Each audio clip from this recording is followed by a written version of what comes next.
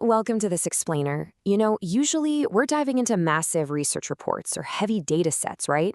But today we're going to do something a little bit different. We are unpacking a profoundly concise and beautifully poetic manifesto. The source material we're looking at is a short, deeply thought-provoking document titled Instruments and Rewards. It's essentially a list of very deliberate philosophical definitions. And because it's so brief, we actually have the unique opportunity to slow down and really analyze the specific word choices of its author. We're going to look at the exact words she uses to define the human experience. But before we can grasp her concepts, we really have to understand the identity and the drive of the woman behind them. This is Oluyomi Ola-David.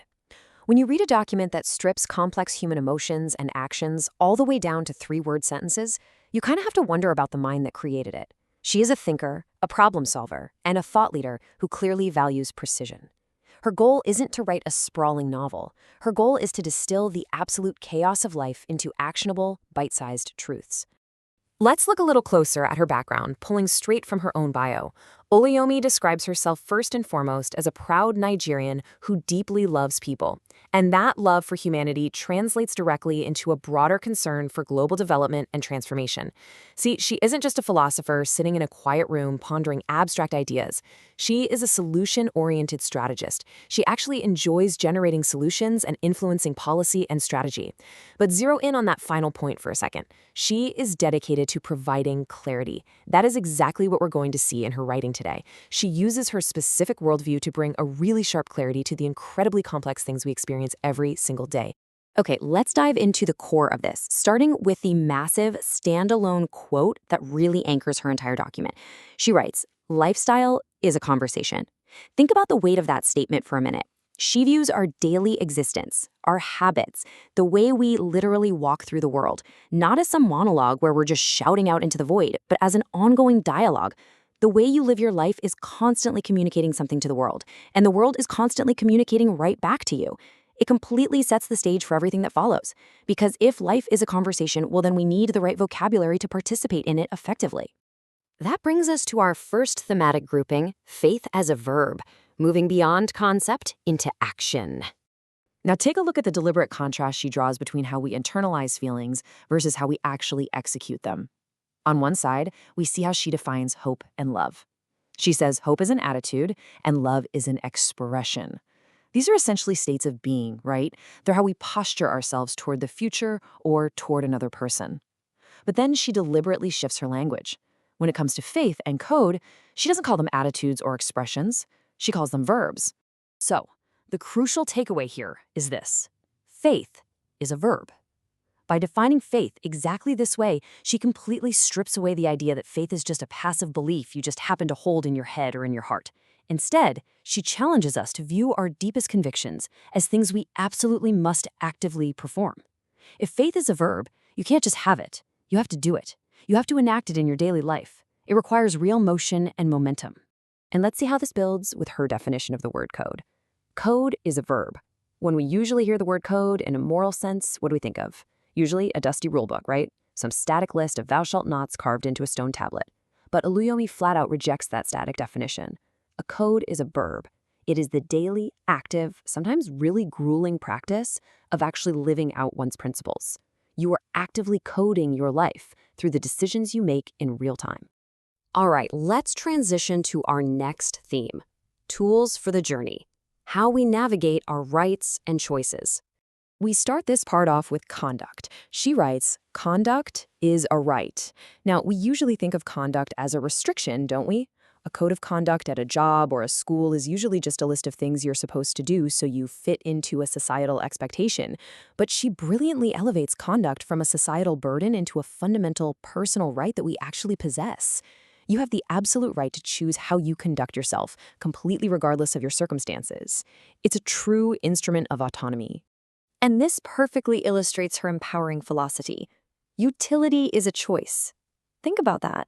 How useful you are to the world, your utility, is not determined by your boss or your society or your background. It is entirely her idea of a personal choice.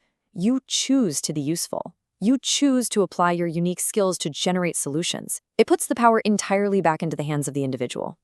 She maps out our moral compass even further with these three distinct definitions. First up, gratitude is a duty. So it's not just a nice warm feeling you have when something happens to go your way, it's something you literally owe to the world and to yourself. Second, integer is wholesome. Think about the mathematical root of the word integer, a whole number, right? Not a fraction. To have integrity is to be whole, undivided, and totally sound in your character. And third, patience is a virtue. Here she leans on a much more classic grounding truth, reminding us that amidst all this action and all these choices, we still fundamentally need the enduring strength just to wait. Now, I really want to highlight a surprising definition she gives here. Grace is a tool. Throughout history, grace has almost always been treated with this ethereal mystery. It's viewed as this unearned favor, a mystical concept floating down from the heavens. But she strips all that mystery right away. By labeling it as a tool, she makes grace incredibly practical. It's an instrument you literally pull out of your toolbox when a relationship gets tense, or when someone makes a mistake, or even when you fail yourself. You use the tool of grace to fix the situation and just keep moving forward. Moving into our third theme now, the ultimate rewards, navigating outcomes and the future. Life is a friend. We really have to lean into the warmth of this statement. It is so common in our modern culture to view life as a battle, right? A struggle, a grind, or a game that just has to be beaten. She completely rejects that notion. If you navigate the conversation of your lifestyle with the right tools, life actually stops being an adversary and becomes an ally. It becomes a friend that you are walking alongside. This next one is a deeply, deeply analytical moment from the author. Peace is an umpire. Let's think about what an umpire actually does in a sports game. An umpire doesn't play the game, do they? An umpire regulates the game. They step in when there's chaos, when there was a messy dispute, and they make a final, clarifying call to settle the dust. She views peace exactly this way. Peace isn't just lying on a quiet beach somewhere with no problems. Peace is the active, regulating force that steps in to settle the score when we inevitably face internal or external conflict. It calls you safe or out. It restores the order. She closes her list with this brilliant concept. Promise is capital. Pointing out the brilliance of this final pairing is so essential. Usually a promise is just viewed as words, and honestly, often empty words at that. But she treats a promise as tangible capital. It is actual wealth. When you make a promise or when a solid promise is made to you, it is an asset you can literally take to the bank. It represents real future value. For her, it's the ultimate reward of building a life based on integrity and action. Section 4, the foundation, the source of her clarity. Returning to her bio, we find this statement. My Father God owns and rules the universe. He is the wheel within my wheels. This is a deeply personal part of her biography, and it genuinely acts as the keystone to her entire philosophy. When she talks about grace as a tool, or faith as a verb, or peace as an umpire, it is all sourced directly from this foundational belief. Her faith is the ultimate engine, the wheel within her wheels, that drives her entire worldview forward and gives her the authority to define these terms with such confidence. Which brings us to the end of our explainer, and leaves us with a question that loops directly back to her opening quote. If your lifestyle is a conversation, what are your instruments and rewards? Oluyomi Ola David has clearly defined hers. She knows exactly what tools she is bringing to the dialogue of life. The challenge for you, watching this right now, is to evaluate which of her conceptual definitions you're going to apply to your own life today. Are you going to start treating grace as a practical tool? Will you finally choose to make faith a verb? The conversation is happening right now, whether we like it or not, and it's your turn to speak.